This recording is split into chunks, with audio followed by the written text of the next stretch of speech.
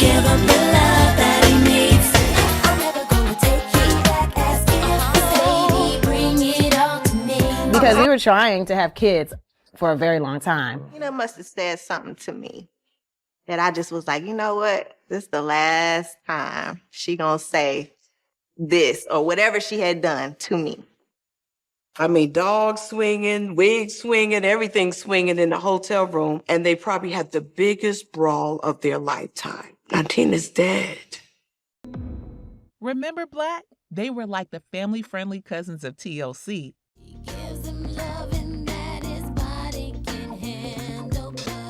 Bursting onto the scene with 2 smash hits, 808 and Bring It All to Me.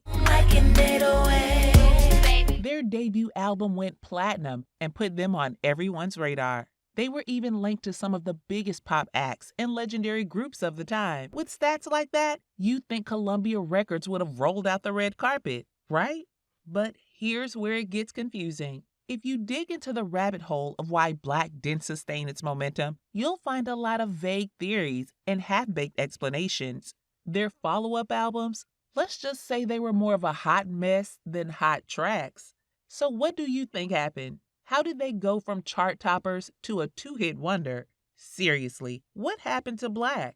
So let's rewind to 1996. Natina Reed, the mastermind behind BLAQUE, decided it was time to form a girl group that would rock the music world. She recruited Shamari, and not long after, Brandy joined the squad, completing the trio that was destined for greatness. I actually met Shamari when I was 12 years old. We were doing talent shows around Atlanta. She was in a group, and I was a solo artist. They wanted a 5th member, so I joined the group, and Shamari and I stayed close. And once her and Natina got together and formed BLAQUE, they needed a 3rd member.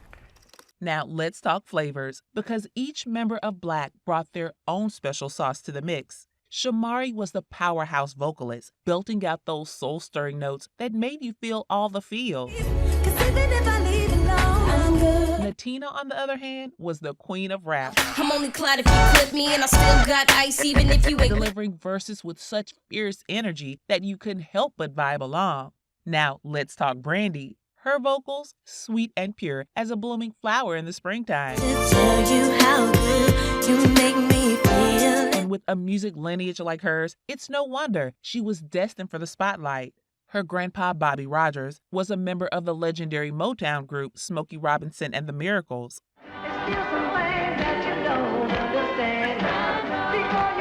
Her dad was a professional singer, and her aunt is none other than R&B diva Sherelle.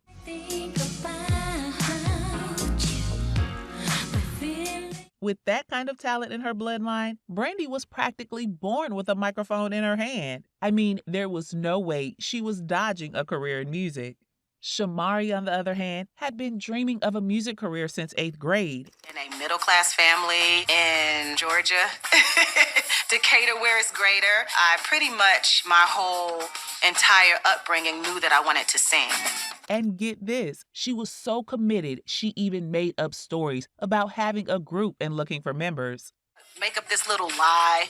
I'll be like, yo, we got a record deal. I just need to find some members to put in my group. Yep, our girl was already hustling and manifesting her future stardom back in middle school.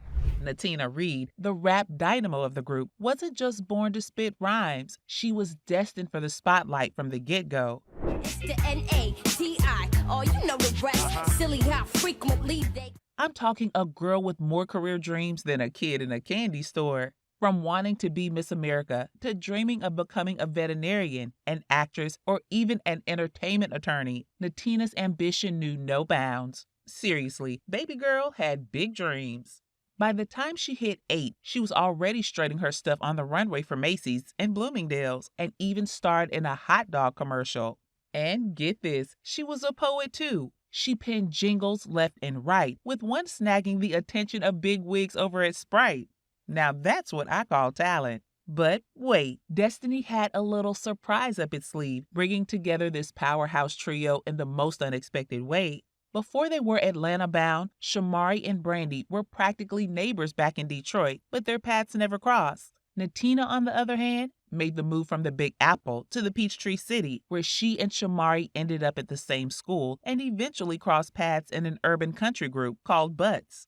And as fate would have it, Shamari hit it off with Brandy when they both joined forces in another group called Intrigue. But this true magic happened when they found themselves at an audition at Left Eye Productions. Here's how it happened. So while Natina Reed was belting out jingles to earn some extra cash, fate decided to throw her a curveball in the form of Ronald Lopez, who just so happened to be the brother of none other than TLC's Lisa Lopez. Natina was a firecracker, explosive energy. She did a rap that she wrote, and immediately it reminded me of my sister Lisa. We started managing her. So Natina told us about Shamari. Natina called me one day and she was like, so, do you want to join my group?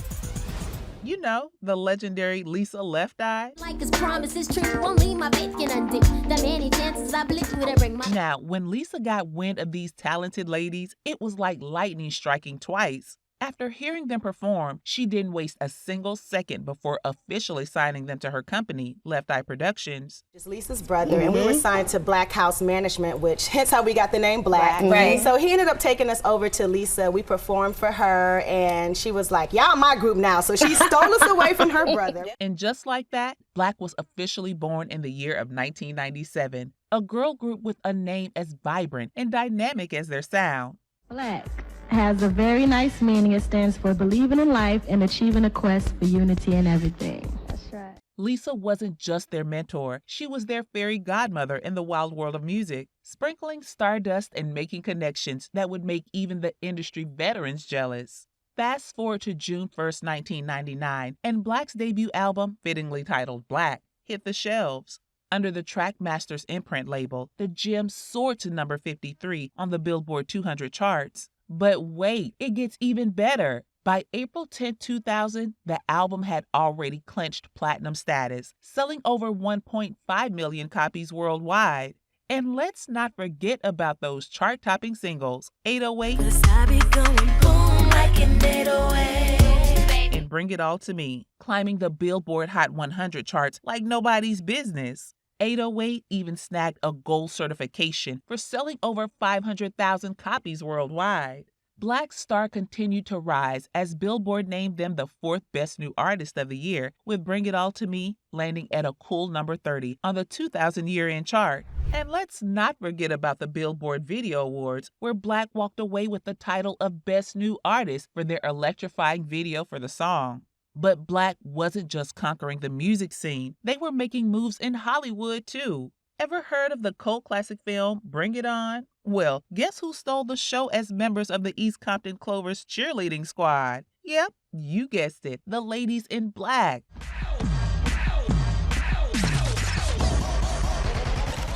Not only did they bring the heat with their cheer moves, but they also blessed our ears with 2 killer tracks on the movie soundtrack, As If and Bring It All to Me, featuring none other than the one and only 50 Cent. Wish you, baby, I'ma let you ball with me, just as long as you bring it all to me. Come on. With a box office haul of a whopping $90 million, Bring It On was really that movie.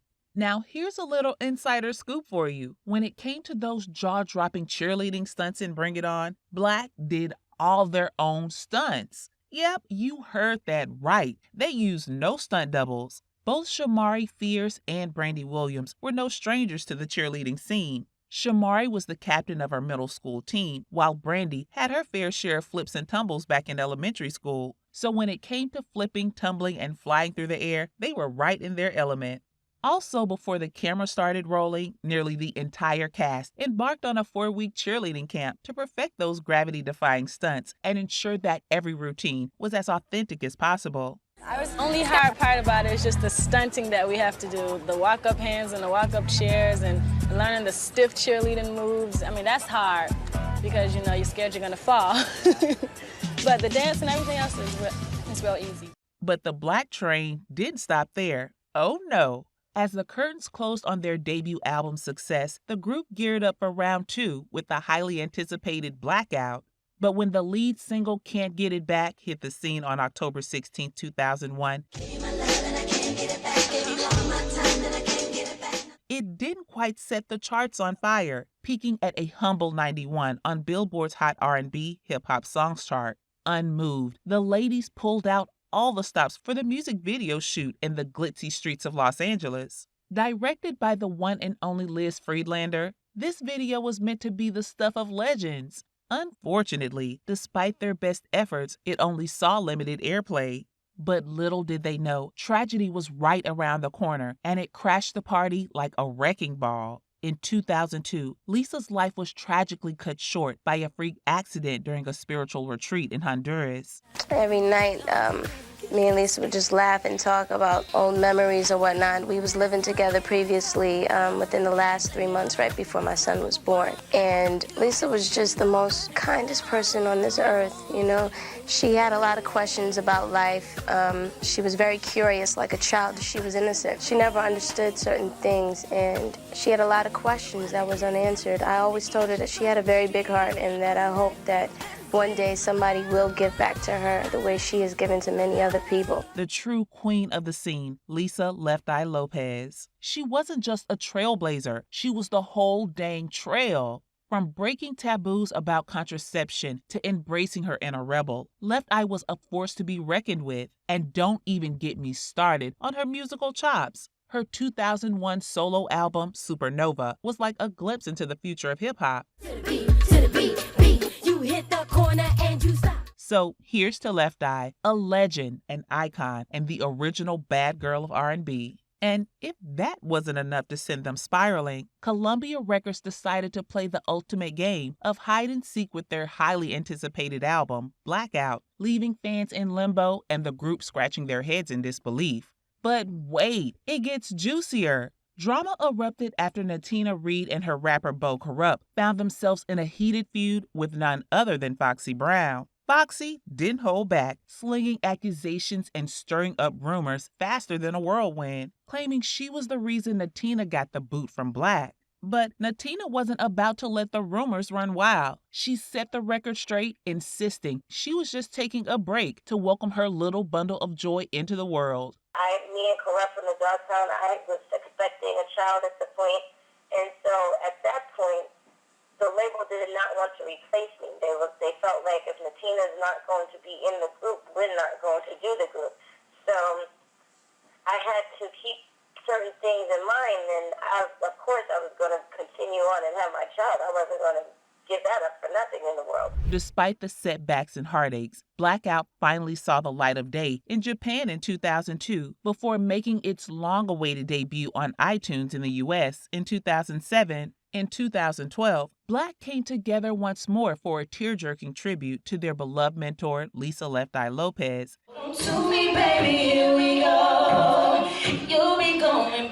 Marking their final performance as a group.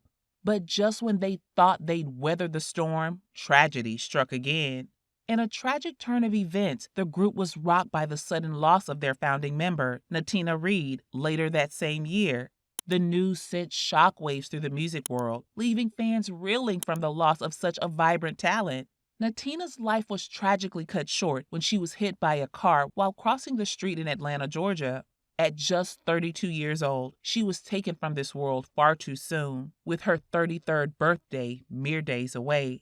With Natina's passing, BLAQUE fell into a somber silence, leaving their music and their fans in limbo. It was this same year that they officially disbanded. Really, I miss her. Yeah, I mean, just her spirit. If you met Natina once, you knew her. Like, she left a lasting impression on you. So creative. And she was BLAQUE's biggest fan. But amidst the grief, a rally of support emerged from fans, clamoring for a glimpse of the rumored unreleased album, Torch, recorded back in 2003. Fueled by this outpouring of love, the group came together, determined to reclaim the rights to their recordings from their former manager, Matthew Knowles. And finally, after a 7-year hiatus, BLAQUE emerged from the shadows to mark their 20th anniversary with the long-awaited release of Torch in 2019. The album served as both a tribute to their fallen sister and a heartfelt thank you to the dedicated fans who continue to support them through thick and thin. Today we release our album Torch, which is actually a album that we released recorded 16 years ago. Oh, wow. Yes. Yes. And the fans actually signed a petition for us to release this. So it's our most requested fan album that we're releasing today. We're doing it for the fans. With over 5 million streams in 2019 alone, BLAQUE's music proved to be as timeless as ever. Now, the members have embarked on new chapters in their lives. Shamari Fears, now DeVoe, has found love and happiness in her marriage to Ronnie DeVoe from New Edition, forming the duo known as Me and Mari. A lot of times it's misunderstood. The couple who tied the knot in 2006 shared the joy of raising twin boys together. Because we were trying to have kids for a very long time. And then we had to go through everything that we went through, and he had to see that we were strong enough and our love was strong enough in order for us to bear some children to bring into this world. And that is the ultimate blessing. And being a parent, oh God, I love it. You know, it really helps you get through certain tough times in your relationship. Right. Shamari, now 44, shines both on and off the stage with a net worth of $4 million, according to CelebrityNetWorth.com. Brandy, now a seasoned 41-year-old, has built a life filled with love and creativity alongside her husband, Jason Harris. From acting to singing, Brandy has never stopped pursuing her passion for the arts, leaving her mark on both stage and screen.